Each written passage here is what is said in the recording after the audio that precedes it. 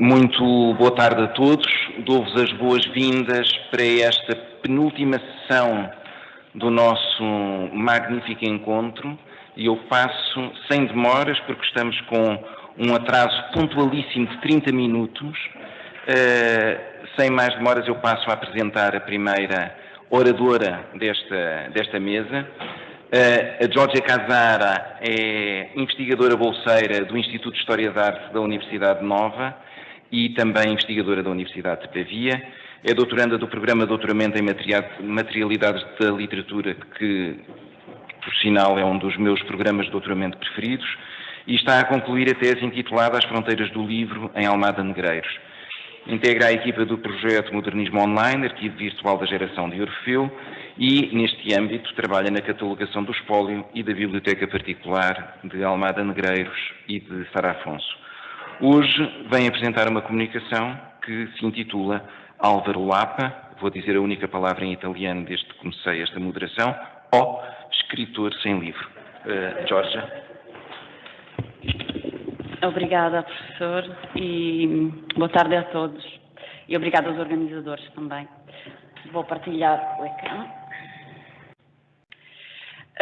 Nesta comunicação eu vou apresentar algumas reflexões que estão ainda numa fase inicial, como verão, mas que nasceram, de facto, com uma visita que fiz na exposição Lendo Resolve-se, Álvaro Lapa e a Literatura, organizada na Culturgest em 2020 e curada pelo Oscar Faria.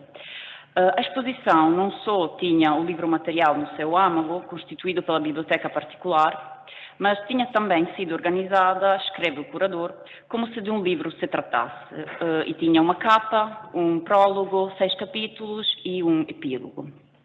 A dimensão da leitura, portanto, adquiria um estatuto privilegiado não só no título, que é uma citação direta de uma obra de Álvaro Lapa, Que Horas São Que Horas, mas também pelo fato de ser organizada em forma circular, ou seja, tínhamos uma capa que o espectador via no início e a exposição era organizada circularmente e o espectador era obrigado a ver a capa depois no fim. Portanto, de fato, sendo obrigado a performar um ato de leitura no qual a capa só se volta a ver depois de ter aberto, folhado e fechado o livro.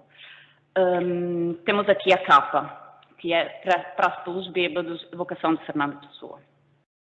A relação de interdependência entre a pintura de Álvaro Lapa e a literatura é o tema desenvolvido por Oscar Faria e é um dos temas mais trabalhados na obra de Álvaro Lapa, também sendo um facto reivindicado e assumido pelo próprio Lapa, que descreve desta forma o lugar que a literatura tem no seu universo visual. Eu não tive formação académica de pintor, fora essa, a escolar disciplina, tive todas as outras, ou quase. O que me despertou para a arte foram obras literárias, os poemas de Alberto Queiro, o meu primeiro contato acidental, como é devido, com a arte moderna, a heterodoxia de Henry Miller, Kafka, etc. Até começar a pintar aos 23 anos, tinha formado já o meu sentido de forma, e não ia renegar-lhe as origens por conveniência corporativa. O que me encanta é a forma literária, e se me encanta por uma forma plástica, como um extra. Portanto, o que é que será este extra, só para contextualizar um bocadinho? Esse extra é representado, em primeiro lugar, pelos princípios da nova figuração e pelos exemplos de António Real e Robert Motherwell, de que aqui temos 2 exemplos, que constituem as primeiras referências para a sua pintura.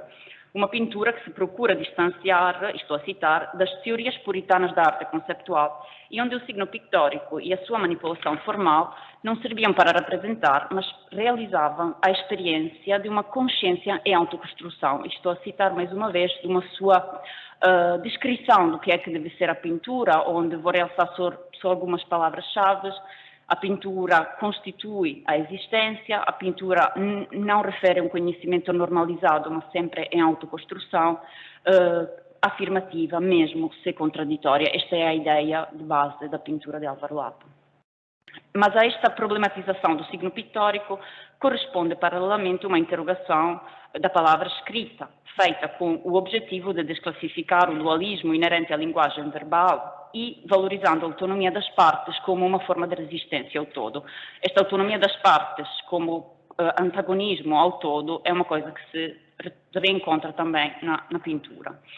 É uma operação que ele faz nos seus livros, publica 5, portanto não é completamente um escritor sem livros, através de clássicos recursos, fragmentos, cut-up e uma recusa de uma coerência discursiva. Mas o que eu acho é que esta problematização da palavra escrita acontece de uma forma inequívoca através da introdução das palavras na tela.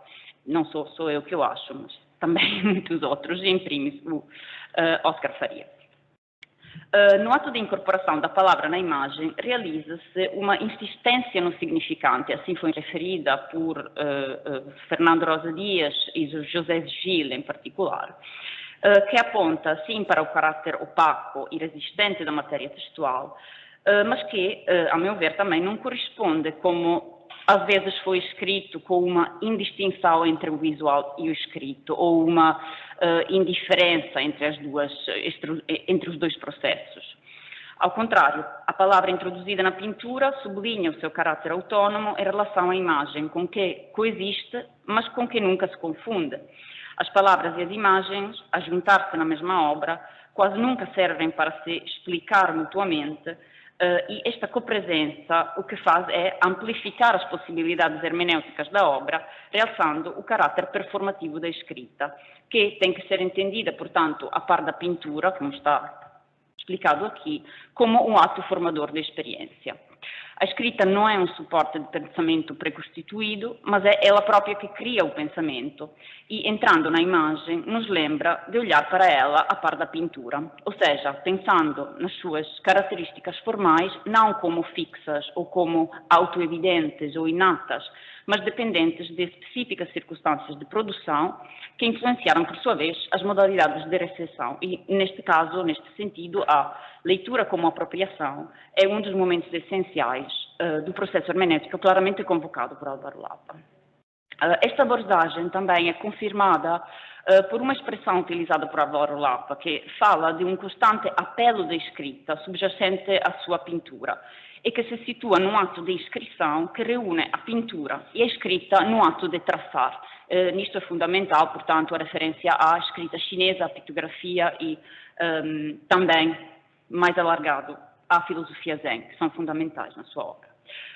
Durante a exposição do Kulturgest, onde, portanto, se propõem todos os diferentes processos que afirmam esta relação pintura-literatura, apercebi-me da possibilidade da existência de uma outra presença, de um outro apelo, digamos assim, ligado ao apelo da escrita, mas sugerido por algumas referências formais que talvez merecem uma pequena atenção. Vou chamar este apelo o apelo do livro. Em 1995, quando questionado sobre o conflito entre pintar e escrever, ou sobre a suposta inseparabilidade dos dois processos, Álvaro Lapa responde assim: o ideal da pintura é o quadro e o ideal da escrita é o livro. Como uma espécie de mito, o mito do livro, o mito do quadro, que são forças da época, mas que não são separáveis do tal sistema capitalista em que se está e se estará, ao que consta. Qualquer desses mitos, por um lado, é um objetivo profundo e, por outro, não exclui e reproduz o significado da mercadoria. O livro é uma mercadoria, o quadro também. Ou seja, o que me interessa é a primeira frase aqui nesta citação, mas queria deixar toda a citação para realçar muito rapidamente uma vertente da obra do Lapa, que é a crítica à cultura de massa e, ao mesmo tempo, a crítica a uma obra de arte entendida como uma obra definitiva. Portanto, ele joga um bocadinho também contra esta ideia de uma obra de arte ser intocável. Ele reusa obras para fazer outras obras, usa materiais deperíveis também, um certo pouco cuidado, digamos, para esta sacralidade. Mas tornando o livro do Lapa é, antes de mais nada, um livro ideal, um livro irrealizável, um mito. Em primeiro lugar, é o mito da unidade e da totalidade. E, como vimos, todo o trabalho de Lapa visa antagonizar a ideia de uma verdade única e imutável, em favor de uma realidade coral e sempre em constante autorreconstrução. O apelo do livro e a ideia da sua impossibilidade, além de mais evidentes referências intertextuais, e são imensas, poderia estar aqui meia hora a fazer listas, vou só citar alguns: Mallarmé, Homero, As Mil e Uma Noite, o Quixote, Moby Dick, Joyce e por aí fora, portanto os grandes livros também da cultura ocidental e não só. Além disso, parece-me que poderia ser reencontrado este apelo numa convocação direta ou indireta na pintura ou no espaço expositivo de alguns elementos formais identificadores da materialidade bibliográfica. Portanto, tal como o apelo da escrita é convocado e desvenda-se através da insistência do significante, o apelo do livro parece que se desvenda até através dessa aparecimento de algumas características formais bibliográficas. Vou começar por citar uma obra muito rapidamente, que não estava presente na exposição de 2020, e depois vou me focar sobre 3 exemplos que estavam presentes na exposição, que de facto foram aqueles que mais me fizeram pensar neste apelo.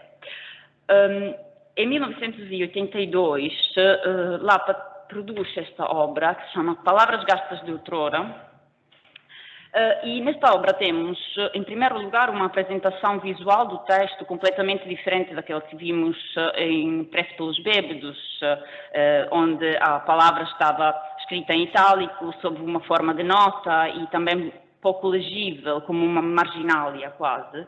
Neste caso, temos uma abordagem formal completamente diferente. O texto é produzido em forma tipográfica, digamos assim, com a ajuda de um stencil. E ocupa toda a extensão da tela, tornando a tela uma mancha tipográfica, ao contrário, portanto, da inscrição anterior.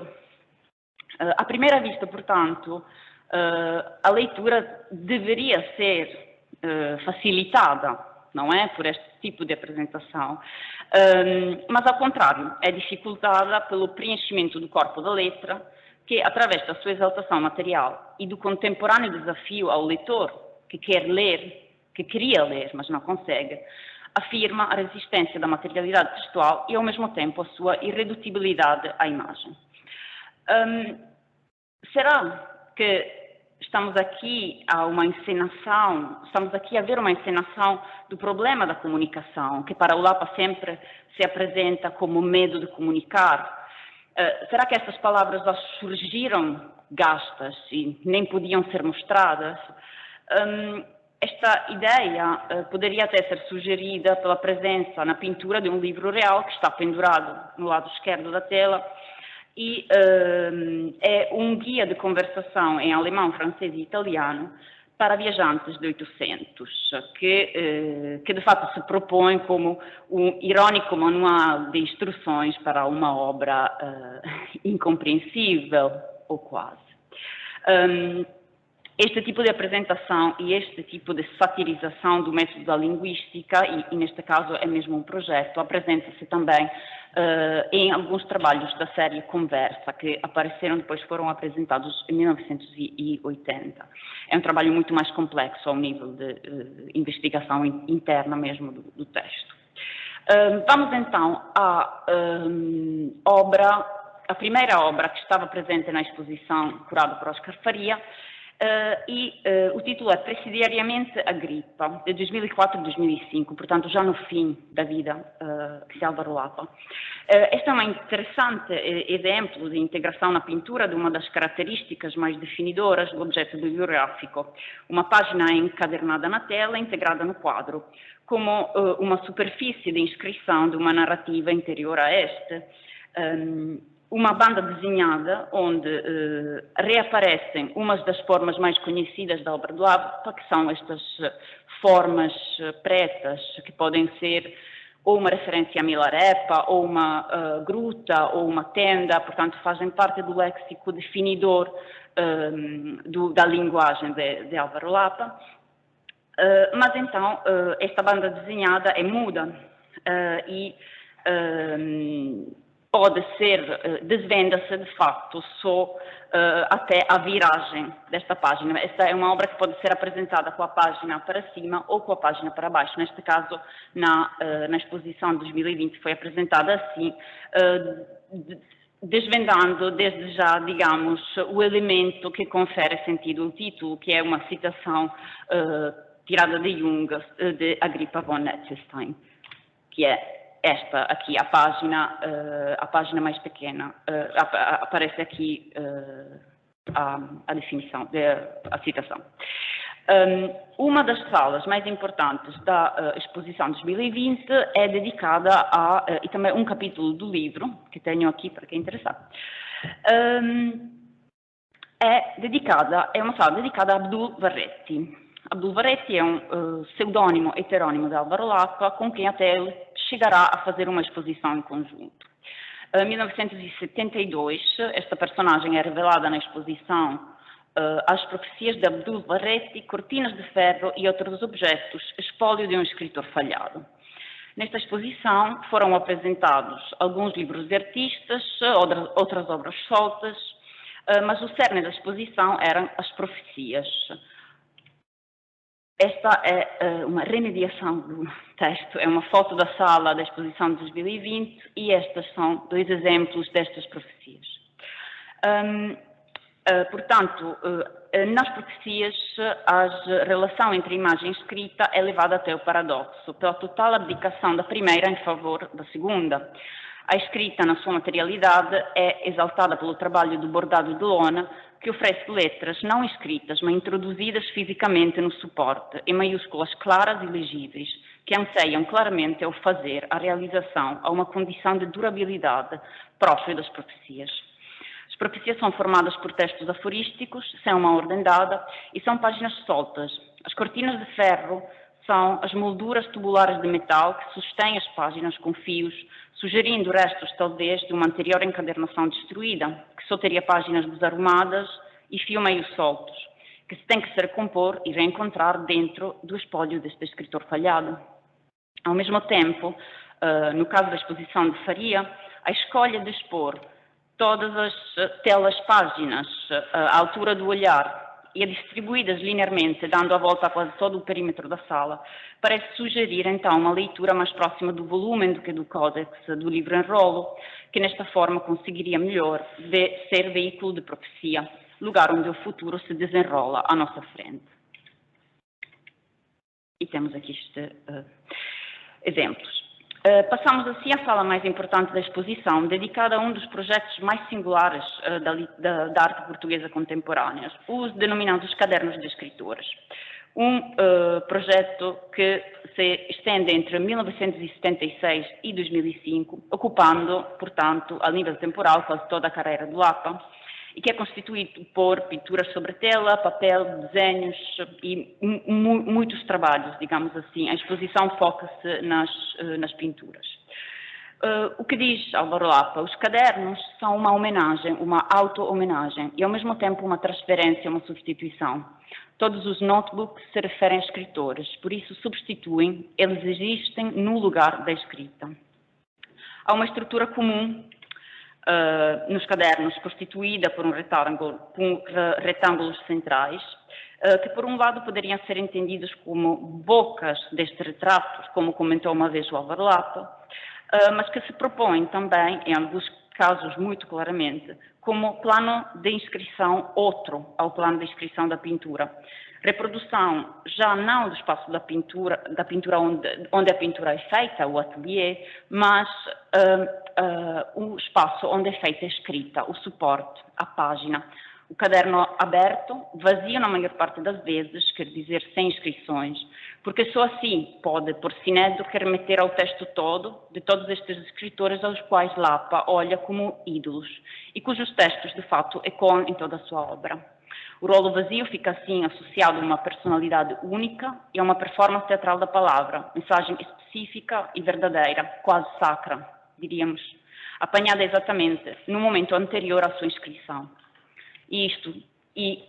Meyer Shapiro lembra-nos que é uma coisa muito bem conhecida na história da arte, sobretudo na representação de São Luca, com o rolo vazio à sua frente.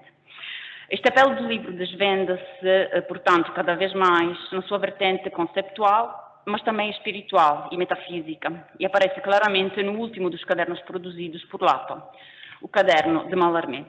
As folhas que flutuam numa noite estrelada parecem transpor para a pintura uma das frases presentes na obra Sonhos, Rumores, que é esta, de onde retirei a citação para o título da comunicação. Aqui, na parte direita, lê-se ilustrar um sonho, texto, escritor, sem livro. Parafraseando José Gil, que vê nesta obra a pedra de Rosetta para decifrar o idioleto de Álvaro Lapa, posso perguntar-me, e estou a citar o Gil, esta frase não será uma referência à transposição para a pintura da ambição de Mallarmé? Mallarmé tornar-se assim neste caso, uma referência fundamental para uma pintura que, tal como no livro Impossível, procura abrir o seu campo de expansão para nele inscrever os signos infinitos heterogêneos do universo, estou a citar Gil. Trata-se da procura, de fato, de uma forma de representação que possa equivaler à experiência do mundo e, ao mesmo tempo, ultrapassar as suas limitações, tal como o livro em Mallarmé. É uma procura que, no caso de Lapa, pode continuar porque é alimentada pela consciência desta impossibilidade e que, por isso, não pode, senão ser tentada por um escritor sem livro, um escritor que abdica do seu ideal, mas que não pode deixar de olhar para ele. Obrigada.